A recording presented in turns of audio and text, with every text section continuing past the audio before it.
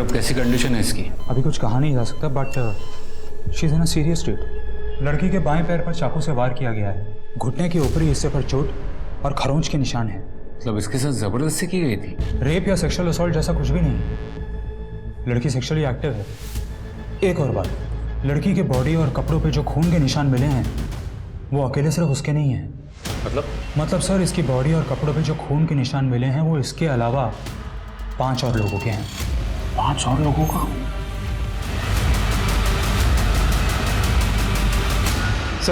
Sir वो लड़की जिस स्कूल यूनिफॉर्म में हमें मिली थी वो ब्राइट कोलंबस स्कूल की यूनिफॉर्म, और स्कूल से पता चला कि उसका नाम प्रीति चौधरी है, उम्र 16 साल, 10th क्लास की स्टूडेंट है। उस स्कूल से उसका एड्रेस मिला? जी sir, Patna up market area, Boring Road का एड्रेस है। सर स्कूल से हमें उसके माँ बाप का फ़ोन नंबर भी मिला। मैंने दोनों नंबर पर ट्राई किया पर लगा नहीं। ठीक है फिर चलो, चल के देखते हैं।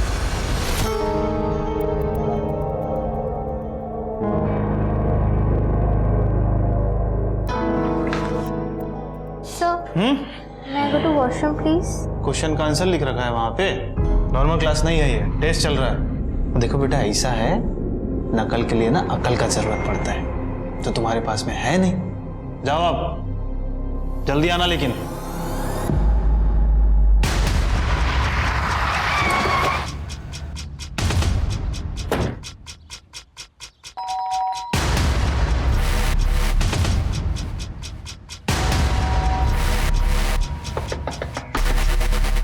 कोई है?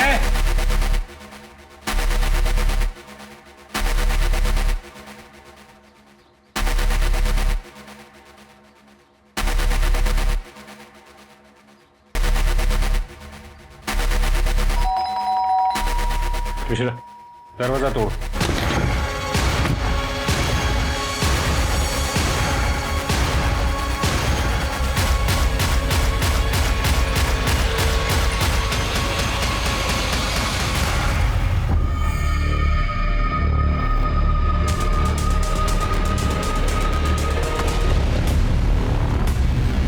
फॉरेंसिक डिपार्टमेंट को फोन करो और उनसे कहो कि जल्द से जल्द यहाँ आ जाए। जी सर। उससे पहले हॉस्पिटल में फोन करो और उनसे कहो कि प्रीति की सिक्योरिटी बढ़ा।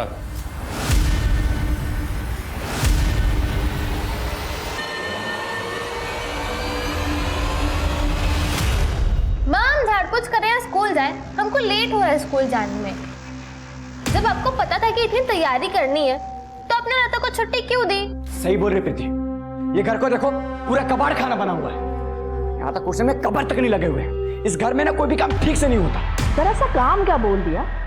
तुम दोनों भाई बहन तो तब से सुनाई जा रहे हैं। एक काम कर दो, छोड़ो वो सब, मैं खुद कर लूंगी। माँ, हमारे ससुराल वाले ना अगले हफ्ते नहीं आने वाले, आज आने वाले। अकेले कैसे करोगे सब कुछ?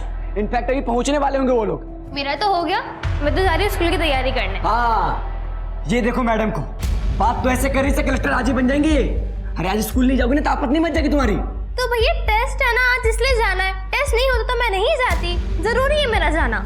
सारी जरूरी चीजें ना आज ही पूरी कर लो। यहाँ पे गेस्ट आने वाले हो तो किसी के लिए जरूरी नहीं है ना। जय, हम जानते हैं तुम आज के दिन का कितनी बेसब्री से इंतजार कर रहे हो, लेकिन इसका मतलब ये तो नहीं है कि तुम घर वालों पे ही चिल्ला। सुबह से घर सर पे उठा रखा है सबने।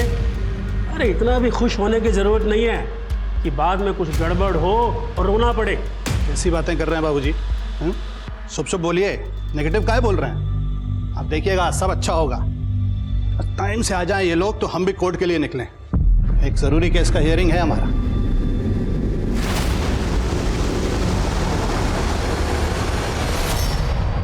चारों की मौत चाकू के वार और खून बहने की वजह से हुई। बहुत ही गहरे घाव है, हर एक पर अनगिनत वार किए गए। चारों की बॉडी में से नींद के हैवी डोज के ट्रेसेस मिले। पॉसिबल है कि खाने में मिला के दिया गया, इसलिए शायद मर्डर के वक्त आसपास किसी को कोई आवाज नहीं सुनाई दी। लड़की के पास से जो चाकू मिला है, इन चारों का मर्डर उसी से हुआ है। पर अजीब बात यह है कि प्रीति के अलावा और किसी के फिंगरप्रिंट्स के निशान नहीं है उस पर। और एक और बात, प्रीति के कपड़ों पे से जो ब्लड सैंपल मिले हैं 5 लोगों के, 4 ब्लड सैंपल तो इनमें से मैच हो गए हैं, लेकिन 5वां भी नेगेटिव है। सर वो 5वां इंसान या तो विक्टिम होगा या तो खुद किलर होगा। मैंने आसपास का पूरा एरिया छान मारा, कहीं कोई डेड बॉडी नहीं मिली। हो सकता है कि वो कहीं भाग गया। सर हो सकता है ये काम प्रीति का हो, क्योंकि मर्डर वेपन उसके पास से बरामद हुआ है और सर वेपन पे उसके अलावा और किसी के भी फिंगरप्रिंट्स नहीं मिले। पॉसिबल है सर, मर्डर वाले दिन प्रीति स्कूल गई थी और क्लासरूम से बाथरूम के लिए निकली पर वापस क्लासरूम नहीं गई। वहाँ के सिक्योरिटी गार्ड का कहना है कि प्रीति ने अपने तबीयत का खराब होने का कारण बताया और स्कूल से घर चली गई थी। पर हो सकता है कि ये चोरी या डकैती का मामला हो, जिसकी प्लानिंग काफी लंबे समय से चल रही। चौधरी परिवार बहुत ही साधारण तरीके से रहता था, पर उनके पास पैसा होगा ये बात हर कोई जानता था। ये चौधरी स्वीट्स गांधी मार्केट में सबसे पुरानी मिठाइयों की दुकानों में से एक है। हालांकि ऑनलाइन बिजनेस की वजह से रेटिंग कम आ रही, पर फिर भी पूरे परिवार की बैंक डिटेल्स चेक करो, बैंक के लॉकर्स भी चेक करो और हर एक सर्विस प्रोवाइडर से भी पूछताछ करो। देखो कहीं कुछ सस्पिशियस मिलता है तो। जी सर। और सीमा, तुम सारे हॉस्पिटल्स को अलर्ट कर दो। उनसे कहो कि उनके यहाँ अगर कोई बी नेगेटिव ब्लड ग्रुप का पेशेंट आता है जिसे चाकू का घाव लगा हो तो हमें तुरंत अपडेट करें। सर। चौधरी परिवार पर किए गए अनगिनत चाकू के वार ये साफ साफ बताते हैं कि ये कोई छोटा मोटा चोर लुटेरा नहीं है, बल्कि कोई ऐसा इंसान है जो उस परिवार से बहुत नफरत करता है।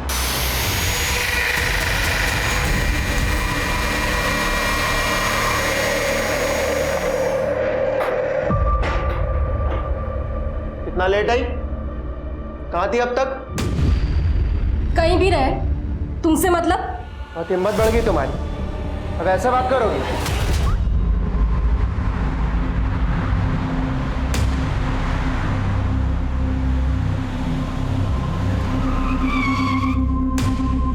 मैं हल्का होने जा रहा हूँ, तुम भी चलोगे? ठीक है।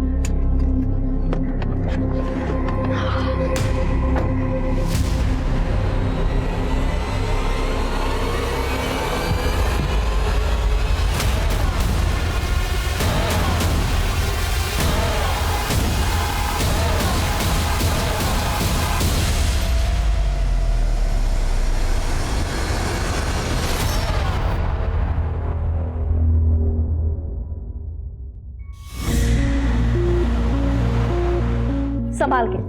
और ये मिठाई के डिब्बे अभी भी यहीं पे है, किचन में रख के आओ, वो लोग कभी भी आते होंगे। ये लो, आ भी गए।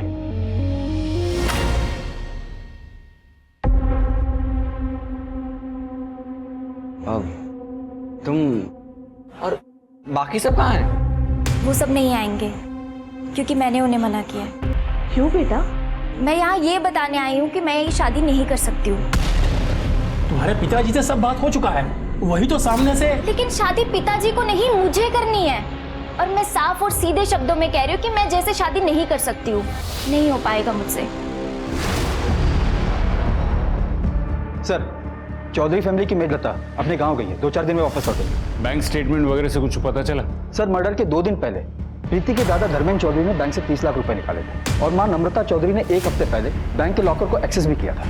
लेकिन घर से तो कोई कैश बरामद नहीं और इस घर में कोई फोर्स एंट्री के निशान भी नहीं मिले। सर, हो सकता है कि वो कातिल इस फैमिली को अच्छे से जानता होगा। सर, ऐसा कौन कर सकता है? जांच में तो यही सामने आया कि धर्मेंद्र चौधरी बहुत ही अच्छे इंसान थे, मिठाई का बिजनेस करते थे और सबसे मिठाई बात करते थे। इनका कोई दुश्मन नहीं था और बहू नम्रता चौधरी साधारण गृहिणी थी। इनका कभी किसी के साथ कोई झगड़ा भी सामने नहीं आया।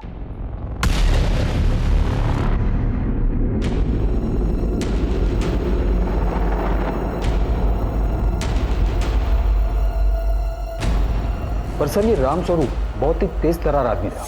अपने बाप का बिजनेस ज्वाइन करने के बजाय उसने LLB की और वकील बना।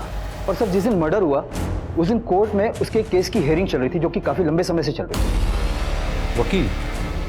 और ये कौन सा केस था जिसकी सुनवाई चल रही थी? जब तक तुम्हारे माँ बाप नहीं मिल जाते तुम यहाँ रह सकते हो। तुम टेंशन मत लो, मैं उन्हें जल्दी ढूंढ लूंगी। हमें वापस घर जाना है, अपने घर। विक्की को गोद लेकर बहुत बड़ी गलती कर दी है। पता नहीं किसका खून है। कितना कोशिश की है उसको अपना बेटा बनाकर सुधारने की। सोचा था बड़ा होकर सुधर जाएगा, लेकिन नहीं, और बिगड़ गया। ऊपर से मवाली लोगों के साथ दोस्ती भी कर ली। आप प्लीज हमें इस झमेले से बचा दीजिए। अब जिस NGO ने कंप्लेंट किया है आप लोगों के खिलाफ, उनका कहना है कि बच्चे को मारने का कोशिश किए हैं आप, और जब नहीं कर पाए तो सुनसान जगह पर छोड़कर भाग गए। अगर ये सच होता तो वो खुद कॉल करके हमें क्यों बोलता कि उसे अब घर वापस आना है? हमारे पास रिकॉर्डिंग है, ये देखिए। सॉरी पापा, हमें माफ कर दीजिए, हमें घर वापस बुला लीजिए। हम घर वापस आना चाहते हैं पापा। अच्छा, माफी मांग रहा है, वापस आना चाहता है, तो काहे नहीं बुला लेते हैं उसको? अरे क्योंकि वो 1 नंबर का झूठा है। हमें विक्की नहीं चाहिए। आप प्लीज ये अडॉप्शन कैंसिल कर दीजिए। सर, रामस्वरूप के असिस्टेंट के मुताबिक जब विक्की को पता चला कि रामस्वरूप उसके माँ बाप का वकील है तो वो उसके ऑफिस गया और उसको धमकी भी दी थी। तो तुम हो हमारे माँ बाप के वकील। अब वो तुमको अपना बेटा ही नहीं मानते तो क्या करिएगा? वो मानेंगे भी तो तुम नहीं मानने दोगे। पैसे जो चाहिए तुम्हें हम बता रहे हैं। अगर हमारे माँ बाप से हमें अलग किया ना, अच्छा नहीं होगा तुम्हारे लिए।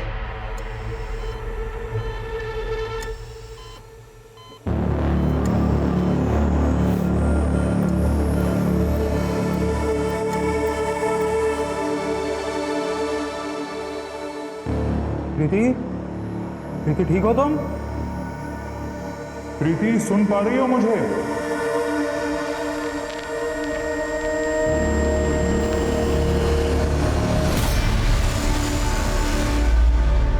सत्रह जून को तुम कहाँ थे? तुम्हारी मैडम ने कहा कि तुम कुछ अपने दोस्तों को मिलने गए थे। हाँ गए थे, लेकिन तो ये कि तुम जिन जिन को मिलने गए थे उन सबके नाम और नंबर्स लिखो। मैडम हमें ये विकी के ब्लड सैंपल्स चाहिए।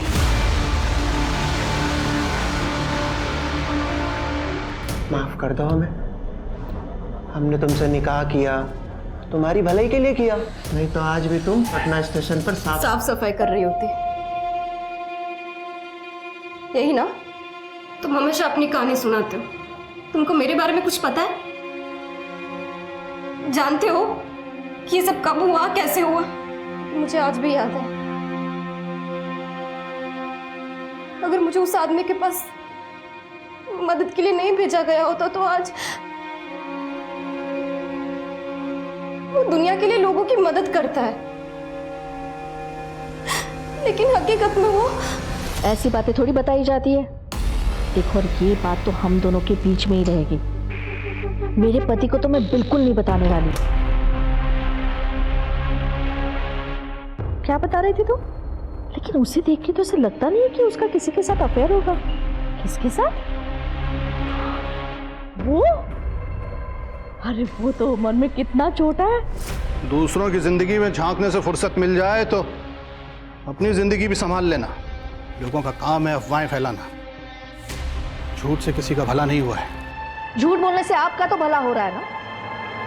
झूठ मूठ की चुगली करना 24 घंटे आपकी तरह किसी में कमी निकालने से तो बहुत अच्छा है। अमृता, हम सिर्फ गॉसिप कर रहे थे, आपकी तरह झूठ को पेशा नहीं बनाए हैं।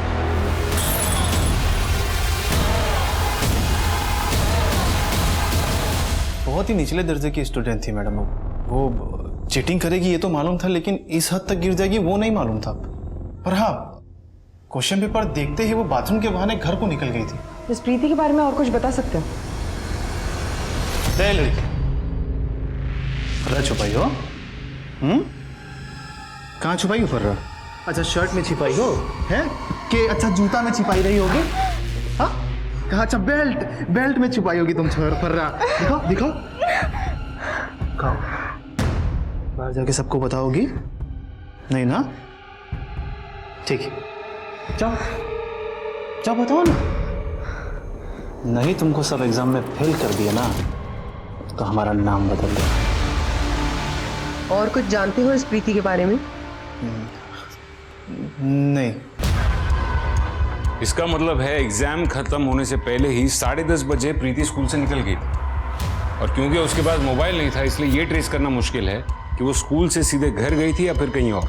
सर, ये प्रीति का भाई जय, उसके कॉल रिकॉर्ड से साफ पता चलता है कि मर्डर वाले दिन सुबह उसने एक नंबर पर कई कॉल्स किए हैं। सर, और इंटरेस्टिंग बात यह है कि मर्डर वाले टाइम मतलब 12 बजे के आसपास इस नंबर की लोकेशन चौधरी के घर की थी। अच्छा, किसका ये नंबर? सर, किसी स्मिता बंसल के नाम पर रजिस्टर्ड है। स्मिता बंसल? सर ये लगता है जो चौधरी परिवार के यहाँ काम करते हैं।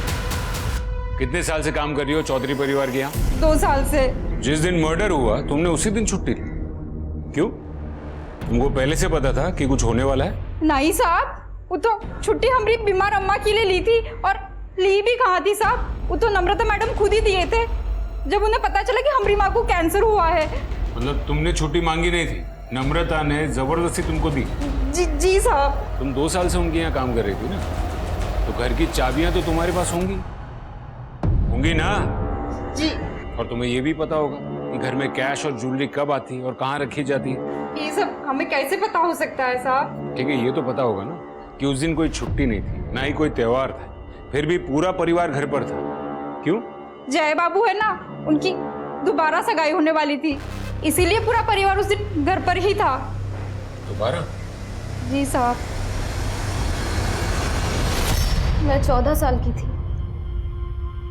जब एक परिवार मुझे अपनी नौकरानी बनाकर साथ लेके गया था। वो मुझे रोज मारते पीटते थे। तभी किसी ने मुझे बताया कि मैं नाबालिग हूँ और एक आदमी है जो मुझे अपना हक दिलाने में मदद करेगा। मैं उस आदमी के पास पहुंच गई, लेकिन उस दरिंदे ने मेरी जिंदगी बर्बाद कर दी। तुम जो मुझे ये रोज मारते पीटते हो ना, लेकिन उस तकलीफ के सामने ये तकलीफ कुछ भी नहीं है।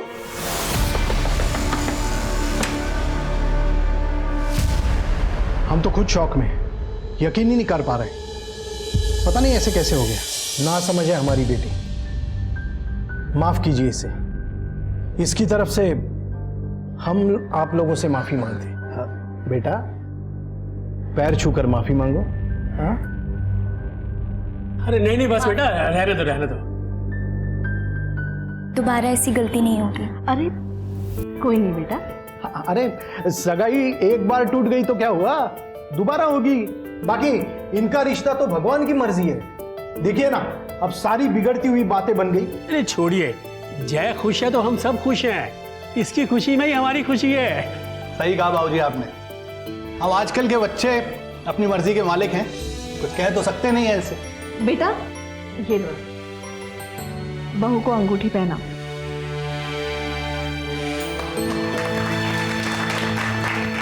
अरे बधाई हो, बधाई हो। लीजिए पेस्ट्री खाइए, हमारी दुकान की है, खास तौर पर आज के लिए बनवाई है। अरे ऐसे थोड़ी खाएंगे, प्लेट तो लेके आओ। अरे प्लेट की क्या जरूरत है, ऐसे ही खा लेंगे। किचन में कौन था जिसे प्लेट लाने के लिए कहा था? वो तो मेड ही होगी। और उस पेस्ट्री में ऐसा खास क्या था? नींद की दवाई? अजीब बात है, दोबारा सगाई होती है और चंद मिनटों में पूरे परिवार का मर्डर हो जाता है। और तहकीकात के मुताबिक उस घर में आपके अलावा किसी का भी आना जाना नहीं था। एक बात बताइए, सगाई के बाद कितने बजे आप चौधरी हाउस से निकले थे? घर पे आकर लंच किया था। मतलब आप कह रहे हैं कि 12:30 बजे से 4 बजे के बीच आप अपने घर पे थे? कोई है जो इस बात की गवाही दे सके? आप बहुत ज्यादा कर रहे हैं इंस्पेक्टर। इसके बाद मैं आपके किसी भी सवाल का जवाब नहीं दूंगा। जवाब देना पड़ेगा, यहाँ नहीं तो पुलिस स्टेशन में। खैर आप ये बताइए कि आपने जय के साथ रिश्ता क्यों तोड़ा? वो जय मुझे पसंद नहीं था। तो फिर दोबारा सगाई क्यों की? पापा के दबाव में आकर। और आप ये रिश्ता जबरदस्ती क्यों करवाना चाहते थे? क्योंकि उनको चौधरीज की मिठाई की दुकान चाहिए थी। वो दुकान पटना के टॉप मार्केट एरिया में है ना? जय मुझे पसंद करता था और उसी बात का फायदा उठा रहे थे मेरे पापा। और ये चोट कैसे लगी? वो किचन में काम कर रही थी तो लग गई। जब तक ये केस सॉल्व नहीं हो जाता तब तक आप दोनों ये शहर छोड़कर नहीं जा सकते। सर इसका मतलब है कि जय की फैमिली और स्मिता ये सभी लोग शादी से खुश नहीं। सर बंसल की नजर दुकान पर थी, तो कहीं ऐसा तो नहीं कि चौधरी परिवार को इस बंसल नहीं मारा हो? स्मिता और जय की सिर्फ सगाई हुई, इसलिए बंसल को चौधरी परिवार को मारकर, खासकर वो जय को मारकर कुछ नहीं मिलता। तो सर उस हिसाब से तो स्मिता के पास स्ट्रॉन्ग मोटिव था जय को मारने का। एक तरफ एक लड़का रामस्वरूप को धमकी देता है, दूसरी तरफ मर्डर के दिन ही प्रीति स्कूल से जल्दी वापस आ जाती है, और तीसरी तरफ ये लोग जबरदस्ती सगाई करने पर तुले थे। और एक बात है सर, लता ने बताया था कि नम्रता ने उसे छुट्टी दी थी, और बंसल का कहना था कि नम्रता ने जिसे प्लेट के लिए आवाज़ दी थी किचन में, वो मेड हो सकती है। कौन है ये पांचवा शख्स जो किचन में था, और वो कब घर में आया और कब चला गया?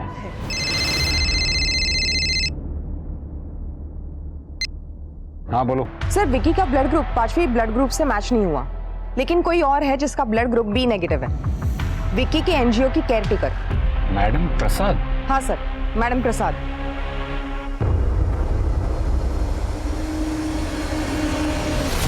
मुझे पता था तुम यहीं मिलोगी। आज स्कूल क्यों नहीं आई? तुम्हें पता भी आज हमारे साथ क्या हुआ स्कूल में? और तुम यहाँ बैठ के हमारा मजाक उड़ा रहे हो। तुम हमारे दोस्त कैसे कर सकते हो? अरे यार क्यों गले पड़ रही हो? और हमने कब कहा कि हम तुम्हारे दोस्त हैं? अजीब चेप लड़की आ रही है।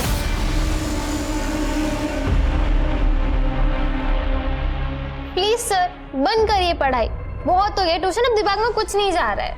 दिमाग में तो तब जाएगा ना जब दिमाग लगाओगी। एग्जाम सर पर है और तुम्हारी ये तैयारी है, ये देखो सब आंसर गलत है। मास्टर साहब, प्रीति से कुछ 2 मिनट के लिए बात करनी थी, क्या बात कर सकते हैं?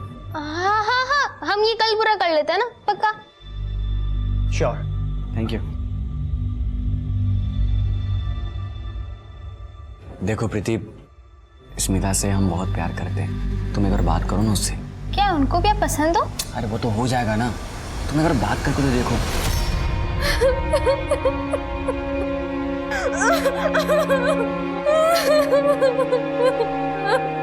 हम समझते हैं कि भैया आपके मुकाबले दिखने में तो खास नहीं, पर वो बहुत अच्छे हैं और वो आपसे प्यार भी बहुत करते हैं। हम आपके जितने अमीर तो नहीं है, पर हमारे पास एक स्वीट की दुकान है गांधी मैदान एरिया में, वो बहुत अच्छी चल रही है।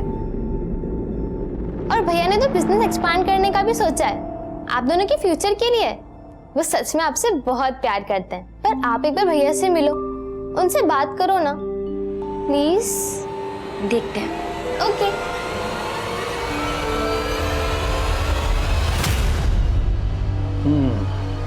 गांधी मैदान में मिठाई की दुकान, ये रिश्ता नहीं, लॉटरी है लॉटरी।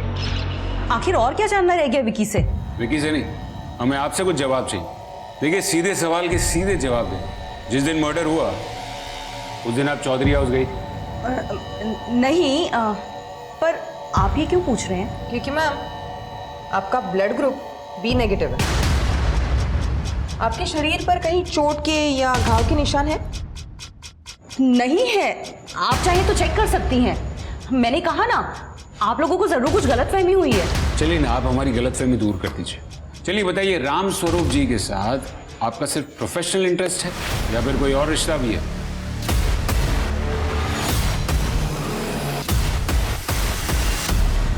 आप लोग जो सोच रहे हैं वैसा कुछ भी नहीं था। बात सिर्फ इतनी है कि राम स्वरूप जी की अपनी पत्नी और पिता से कुछ खास बनती नहीं थी और वो एक दोस्त ढूंढ रहे थे अपनी दिल की बात जिससे वो शेयर कर सके, और मुझ में उन्हें वो दोस्त मिल गया। बस इससे ज़्यादा और कुछ भी नहीं। ठीक है, आप लोग जा सकते हैं। ये राम स्वरूप चौधरी और नम्रता चौधरी दोनों की डिटेल्स दिखा।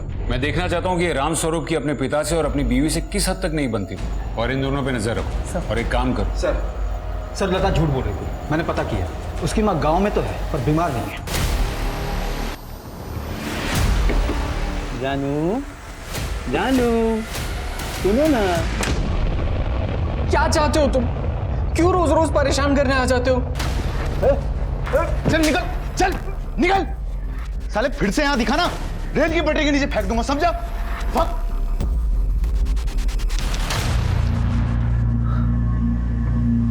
टेंशन मत ले। हम सच कह रहे हैं, हमने कुछ नहीं किया है साहब। तुम्हारी अम्मा को कौन सी बीमारी हुई थी? सब टीबी था। टीबी? सीमा, पिछली बार इसकी अम्मा को कैंसर हुआ था। एक काम करो सीमा, इसको अंदर करो, इसको आराम से सोचने दो। चलो सब वो बीमारी का बहाना तो इसलिए किया था कि हमको कोनो झमेले में नहीं पड़ना था सब। झमेले में तो तुम पड़ चुकी हो, बहुत बड़े झमेले। लेके जाओ इसको अंदर। नहीं साहब, गलती होगी साहब, माफ कर दीजिए साहब। नहीं मैडम, माफ कर दीजिए।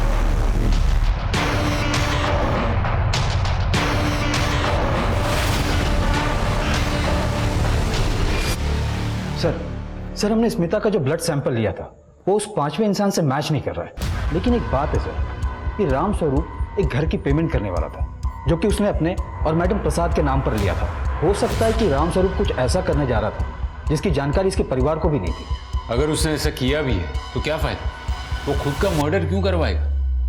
उसका कोई बात नहीं बन रही है। सर हो सकता है कि राम स्वरूप की पत्नी को उसका पता चल गया हो और उसने मेड लता को छुट्टी दे दी और गुस्से में आकर उसने अपने पूरे परिवार को मारने का प्लान बनाया। ये हो सकता है। धोखा खाई हुई औरत का गुस्सा बहुत बुरा होता है। शायद उसी ने एक बी नेगेटिव ब्लड ग्रुप वाले बंदे को हायर किया होगा अपना काम करवाने के लिए। पॉइंट है सर। लेकिन मिश्रा, फिर से सवाल वही, वो खुद का मर्डर क्यों करवाएगी? और यहाँ पर कोई एक्सीडेंटल मर्डर का भी मामला नहीं, क्योंकि मर्डर मल्टीपल स्टैब से हुआ है और ऐसा कोई तब भी करता है जब वो गुस्से में होता है। सर बोरिंग रोड से एक रिक्शा वाले ने एक लड़की के बारे में इंफॉर्मेशन दी है। सर जिस दिन मर्डर हुआ उस दिन दोपहर 3:30 बजे रिक्शा वाले ने उस लड़की को बोरिंग रोड से पिक किया था। सर रिक्शा वाले का कहना है कि लड़की घायल थी और पसीने से लथपथ थी। सर रिक्शा वाले ने उस लड़की को पटना जंक्शन पे ड्रॉप किया था। सर हमने रिक्शा वाले को स्केच आर्टिस्ट के पास भेजा, जल्दी हमारे पास उस लड़की का चेहरा होगा। और एक बात है सर, मर्डर वाले दिन चौधरी हाउस के आसपास जितने भी फ़ोन नंबर एक्टिव थे उसमें विक्की का नंबर नहीं था, लेकिन मैडम प्रसाद का नंबर 10 मिनट तक एक्टिव था उस एरिया में। इसके अलावा 2 और भी नंबर एक्टिव थे वहाँ। इसके ये नंबर किरण, रोहन, देखो तुम दोनों को डरने की कोई जरूरत नहीं है। हमें सिर्फ इतना जानना है कि 17 जून तुम दोनों स्कूल के टाइम पे प्रीति के घर के आसपास क्या कर रहे थे? 17 जून को तो ये स्कूल में थी। नहीं थी। बोलो किरण, कहाँ थी तुम? प्रीति स्कूल के बाद तुमसे मिलने आई थी, क्या वो तुम्हारी दोस्त है? नहीं सर, हमारी दोस्त नहीं है। सर वो सबसे दोस्ती करना चाहती है पर उसका कोई दोस्त है नहीं। तो क्या तुम भी उसके दोस्त नहीं हो? नहीं सर।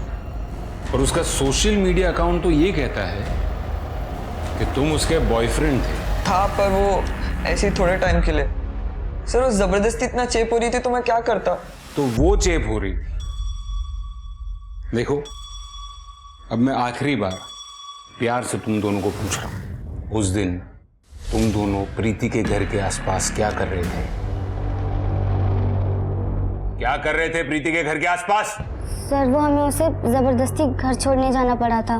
जबरदस्ती? हाँ सर, वो उस दिन बहुत परेशान थी, सुसाइड करने की बात कर रही थी।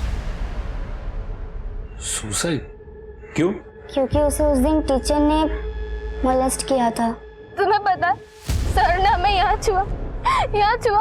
हम और जीना नहीं चाहते, मैं मरना चाहती हूँ। प्रीति रोना बंद करो और ये सब जाके अपने मम्मी पापा को बताओ। नहीं सुनेंगे वो लोग हमारी बात। अच्छा ठीक है, तुम रोना बंद करो, चलो हम तुम्हें तुम्हारे घर लेके चलते हैं, चलो। फिर हमने उसे उसके घर छोड़ा और अपने घर चले गए। ठीक है, आप लोग घर जा सकते हैं।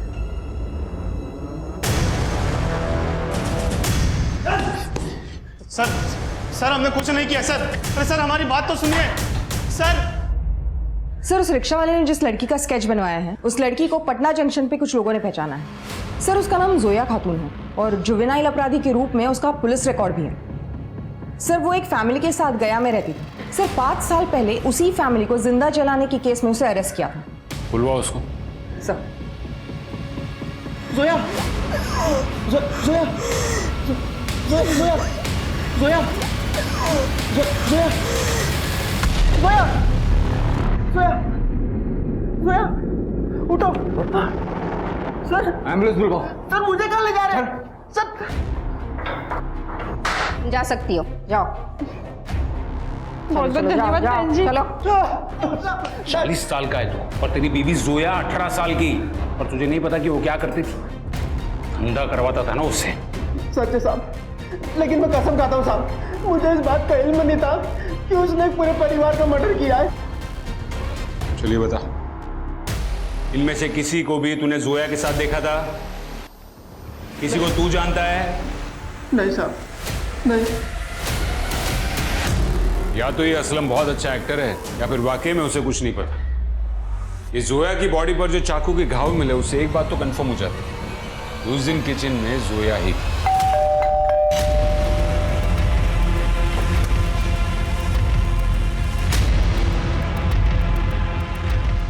माँ, कोई लड़की आई है।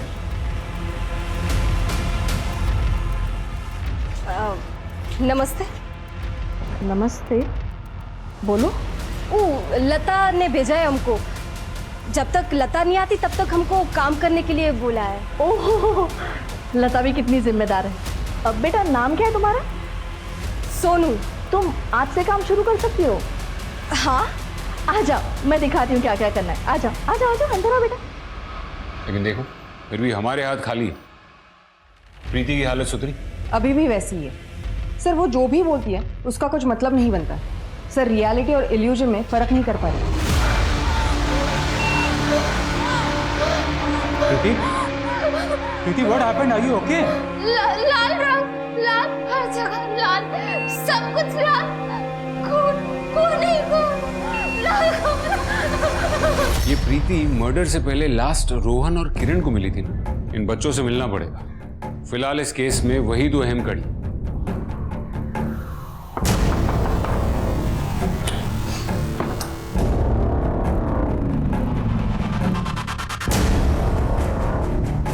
अच्छा हो तुम दोनों यही मिल गए।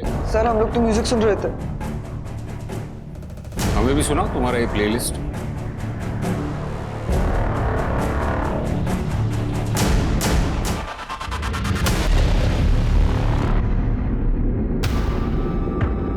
अच्छा होगा कि तुम दोनों अपने माँ बाप को बुला लो।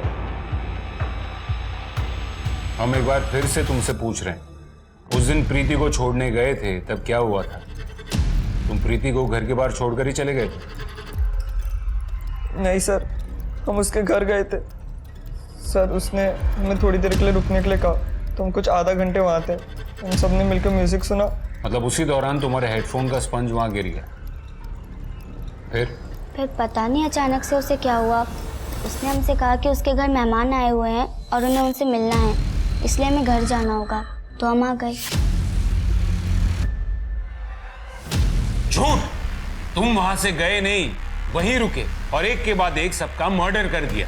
नहीं सर सर सर हमने ऐसा कुछ नहीं किया। कुछ नहीं किया तो ये बात हमसे उस दिन छुपाई क्यों? सर क्योंकि हम डर गए थे उसकी फैमिली के मर्डर के बारे में सुन के, इसलिए वो बात हमने आपसे छुपाई सर। पुलिस ने किरण और रोहन दोनों से सख्ती से पूछताछ की, पर दोनों ही अपने बयान पर अड़े रहे। चौधरी परिवार हत्याकांड केस अब एक डेड एंड पर पहुंच चुका था। हत्याकांड को लगभग 6 महीने गुजर चुके थे। प्रीति की हालत सुधरने पर उसको भी हॉस्पिटल से डिस्चार्ज कर दिया गया था।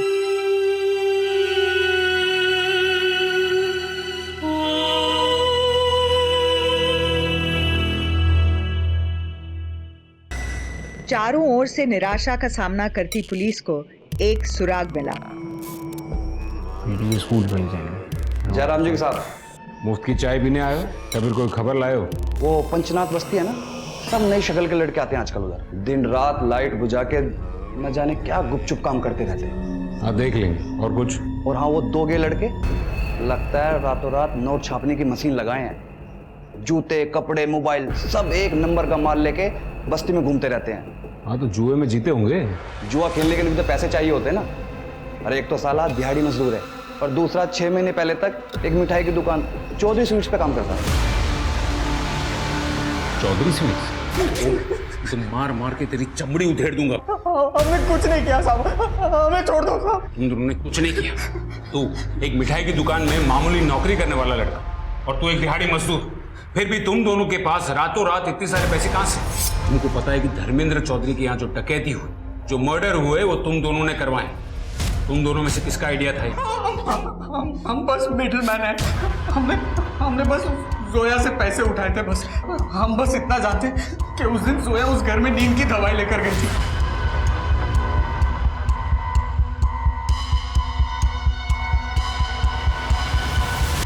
बस बस बस, रोज कोर्ट जाने के लिए हमको लेट हो जाता। पापा कम से कम आज के दिन तो गुस्सा मत करो। आज मैं बहुत ही खुश हूँ। खुश हो ये अच्छी बात है, लेकिन शादी करना मतलब सिर्फ घूमना फिरना नहीं होता। उसकी मान सम्मान की जिम्मेदारी भी तुम्हारी ही है। मम्मी अब हमसे और नहीं खाया जाएगा। हमारी तबीयत ठीक नहीं लगे, हम अपने कमरे में जाए। अरे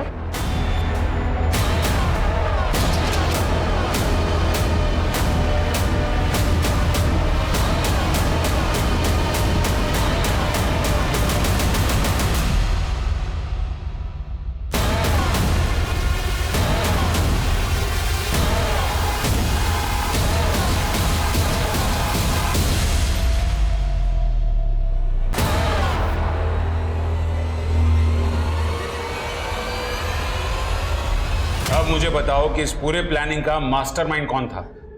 था नहीं, थे 2 लोग थे साहब, लेकिन हम बस एक को ही जानते, जो मिठाई की दुकान पर आया था। उसे कोई लड़की चाहिए थी जो उसकी मदद कर दी, इसलिए हमने उसे जोया से मिलवाया था। साहब आप सच कह रहे हैं, हम आज तक नहीं जानते वो किस दूसरे बंदे की बात कर रहा था जो जोया का साथ देने वाला था। सर हम तो शुरू से कह रहे हैं कि हमने कुछ नहीं किया है। फिलहाल हम वो नहीं, कुछ और जानने आए। स्कूल के लेडीज टॉयलेट के बाहर एग्जैक्टली क्या हुआ था? क्या है फर्रा छुपाई हो? कहाँ छुपाई हो फर्रा? बताओ। अरे बताओ। सॉरी, गर्ल्स वॉशरूम में आप अंदर नहीं आ सकते। सर आप समझ रहे हैं आपको कितना भारी पड़ सकता है ये? हम बाहर जाकर सबको बता देंगे कि आप हमको मॉलेस्ट कर रहे थे। अच्छा, तो हम भी देखते हैं कि तुम कौन से पेपर में पास होती। अगर समझौते से किया जाए तो सब कुछ सही हो सकता है, पर इसके बदले आपको हमको हर पेपर में पास करना होगा।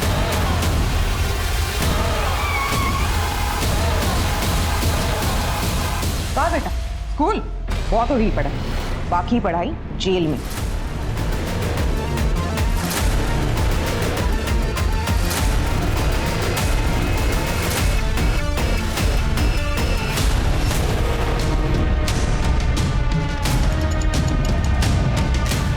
उसने कहा था कि हम सिर्फ 16 साल के, और अगर हम पकड़े भी गए तो हमें जेल नहीं होगी।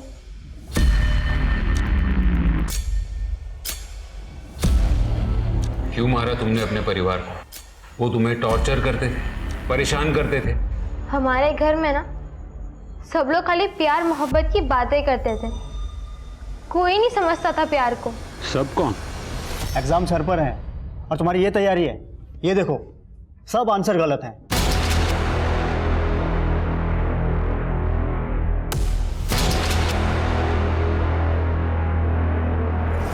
हम जीत सर से शादी करना चाहते हैं। हम जानते हैं हम नाबालिग हैं, पर आपसे हमारी सगाई तो करा ही सकते हैं ना। फालतू का बात हमारे सामने नहीं करना दोबारा। आज बोली हो फिर नहीं बोलना। जय भैया, आप तो इन्हें समझा सकते हैं ना। आप तो जानते हैं ना प्यार को, फीलिंग्स को कैसे समझता है। आप समझाइए ना। दिमाग खराब है तुम्हारा का? पता है ना कौन सा जात का है वो? 10 साल बड़ा है तुमसे। 16 साल की उम्र में तुमको प्यार सूझ रहा है? और कुछ उल्टा सीधा करने का सोचना भी मत। इस फालतू बकवास पे नहीं, पढ़ाई लिखाई पे ध्यान दो। अरे पढ़ लिख कर कौन सा कलेक्टर बन जाएगी ये? इसका स्कूल खोल बंद करो, नहीं तो किसी दिन मुंह पर कालिक पोत देगी ये सारा प्लान जीत सर का ही था। उन्हीं के कहने पे मैंने अपने परिवार को 16 साल की बच्ची के साथ शारीरिक संबंध बनाए तुमने। एक बात याद रखना, उस पर सिर्फ मर्डर का नहीं, रेप का भी चार्ज लगेगा। बच्ची अकेली थी, कोई दोस्त नहीं था उसका, अमीर परिवार की थी। बस इसी का फायदा उठाकर तूने उस लड़की को फंसाया, उससे पैसे की इंफॉर्मेशन निकलवाई, खुद ही के घर में चोरी करवाई और फिर उसी से उसके पूरे परिवार का खून करवा दिया। क्यों? पैसों की जरूरत थी।